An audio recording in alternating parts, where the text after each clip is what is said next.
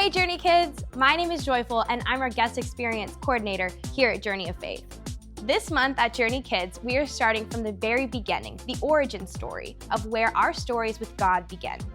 Every story has a beginning, right?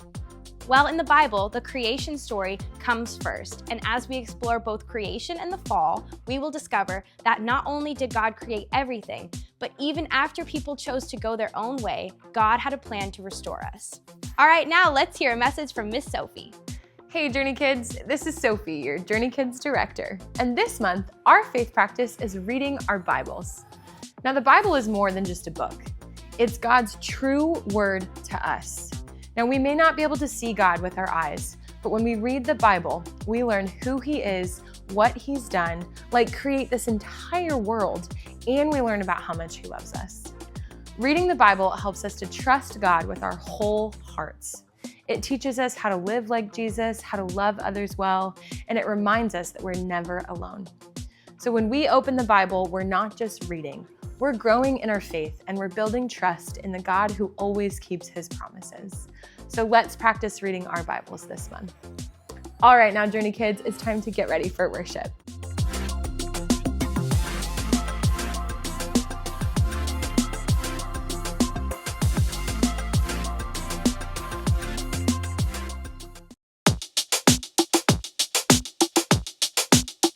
I know that you're right there, always right by my side. You're right there, when it's dark, you're my light. You're right there, in the day and at night.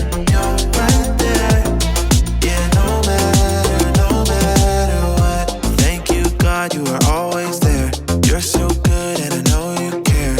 You protect me, you love me, you love me. May be hard to understand it, but you know just what the plan is, so I can believe without seeing it. Ooh, that you're right there, always right by my side. You're right there, when it's dark, you're my light. You're right there, in the day and at night. You're right there, yeah, no matter what. When I'm lost, you show the way. You are with me every day, every place, everywhere. I know that you'll be there. It may be hard to understand it, but you know just what the plan is, so I can believe without seeing it, without seeing it. You're right there, always right by my side. You're right there, when it's dark, you're my light. You're right there, in the day and at night.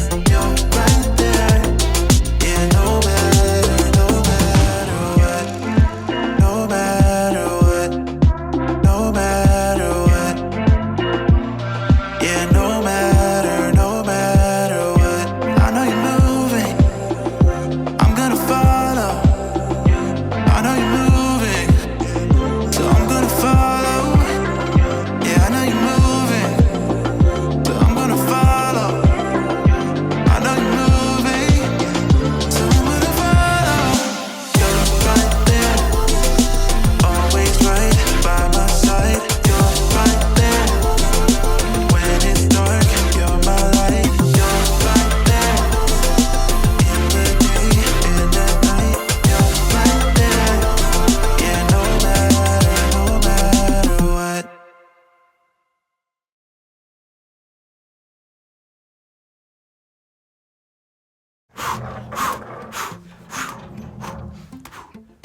What are you doing? Shh.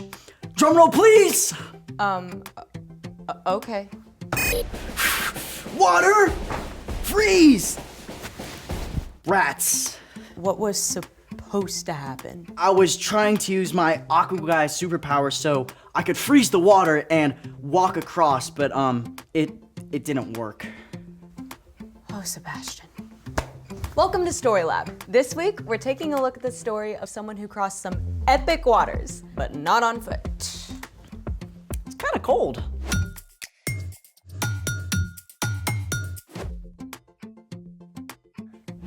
Hey,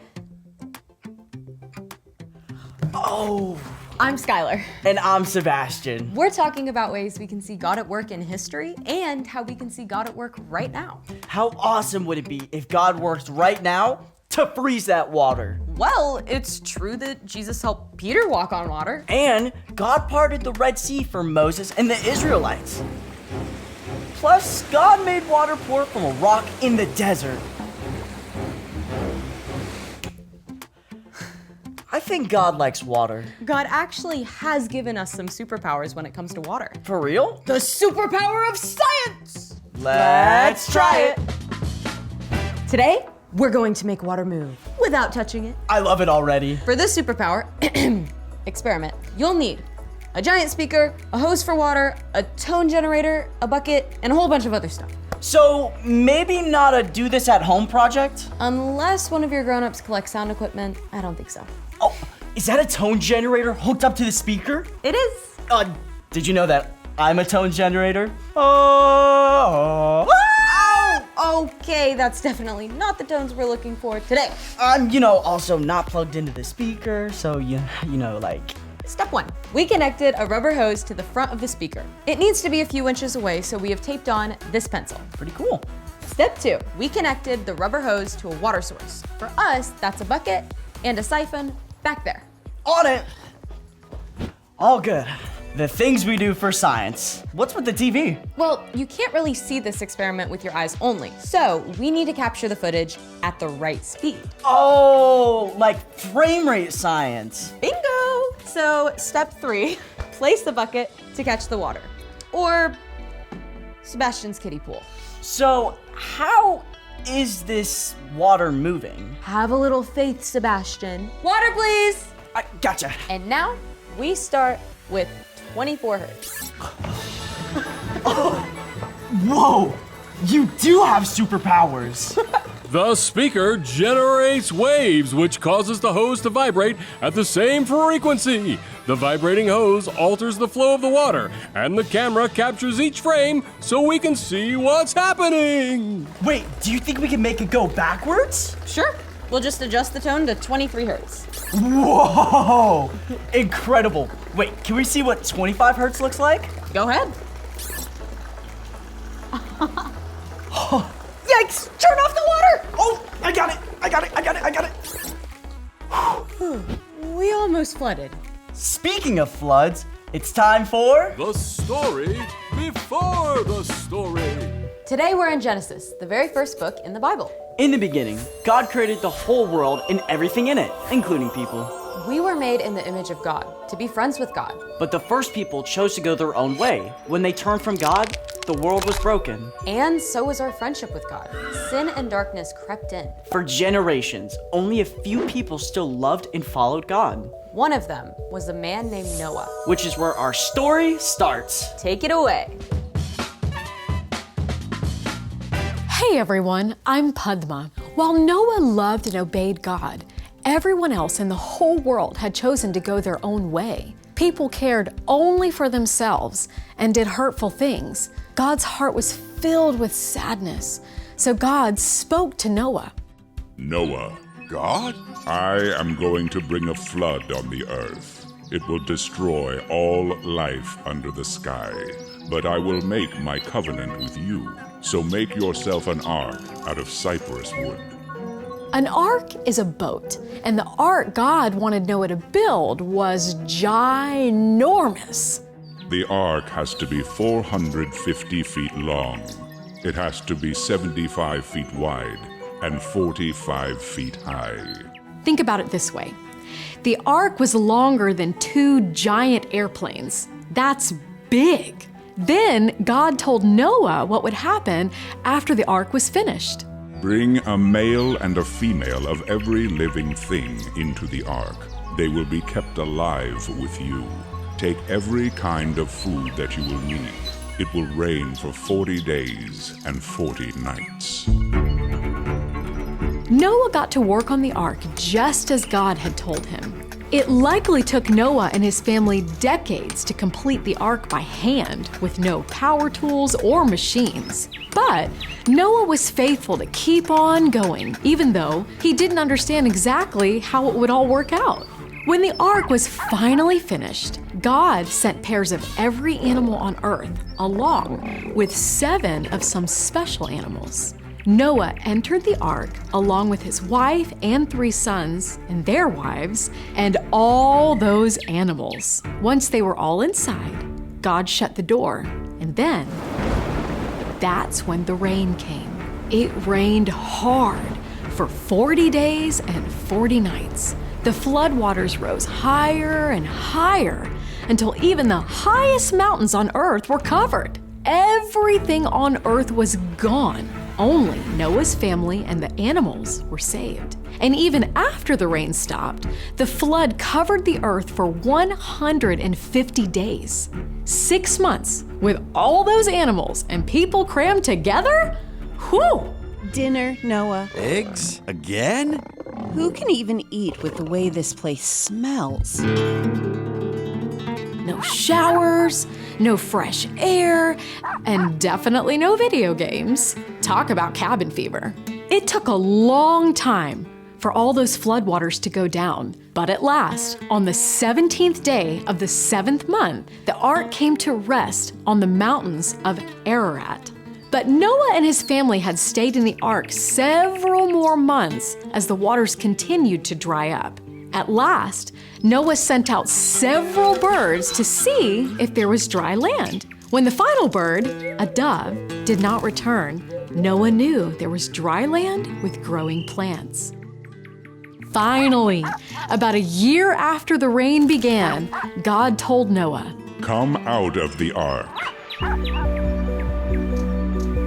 Animals and people together streamed out of the ark into the sunshine and fresh air. Noah was so thankful and relieved that he built an altar and made a sacrifice to honor God. Then God spoke to Noah again. I am now making my covenant with you and with all your children. A flood will never again destroy the earth. Here is the sign of the covenant. I have put my rainbow in the clouds. It will be the sign of the covenant between me and the earth.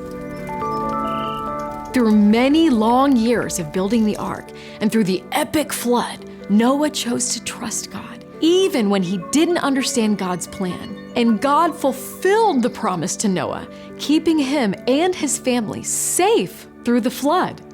The end. I get cabin fever if I'm in my home for a whole day. And Noah's family was in that ark for more than a year. It must have been such a huge relief to actually get out into the fresh air on the dry ground again. So, what's our part in this story? Noah had been following God long enough to know that God is faithful. So, when God said, "Build an ark," Noah chose to trust and obey God. Noah had faith. Faith is trusting in something that you can't see because of what you can see. Noah had seen enough of God's work to trust God's promise. But we have even more to go on than Noah. We have all the stories in Scripture to see how God has been faithful to keep promises. To start with, God promised to never again flood the entire earth. You can remember this every time you see a rainbow. And God has promised to always be with us, even when we face big things that we don't understand. Like if you're super stressed about a project in school, you can trust that God will be with you every step of the way. Or your family just moved and you have to start at a new school and you don't know anyone. Even if you don't know why you had to leave your friends, you can trust God is always with you. And that God is still at work. Jesus himself had to trust God's plan to save the whole world, even when it was epic and difficult. Hey, that's another promise kept. God promised to rescue us. And then God sent Jesus so we can be with God forever. You've definitely got it. See you next time. So here's the thing. You can trust God even when you don't understand. Whether it's why you can't hang out with your friends this weekend, Or why your brand new baby sibling is taking all your parents' attention. or why you can't walk on water, no matter how hard you try. Yeah, but we still got water superpowers. Did you empty the pool? Yep, no flooding. Thanks for joining us in the Story Lab. See you next time. It's 56 hertz. Whoa. We're gonna try triangle. Whoa! That's awesome. I think I cracked it.